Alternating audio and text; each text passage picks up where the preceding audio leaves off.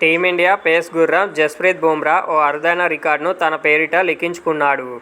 Test క్రికెట్లో 2021 నుంచి తొలి ఓవర్లో అత్యధిక వికెట్లు పడగొట్టిన బౌలర్గా బుమ్రా నిలిచాడు.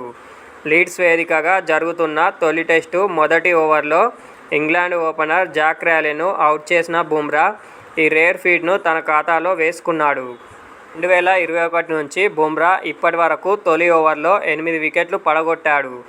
ఇంతకుముందు ఈ record South Africa speed star Steyn, Aussies premier fast bowler Mitchell Starc పేరిట సంయుక్తంగా ఉండేది. వీరిద్దరూ తొలి ఓవర్లో 7 వికెట్లు పడగొట్టారు. తాజా మ్యాచ్తో ఈ ఇద్దరి పేసర్లను బుమ్రా అధిగమించాడు. కాగా బుమ్రా తొలి ఓవర్లో క్రాలీని బోల్తా కొట్టించాడు.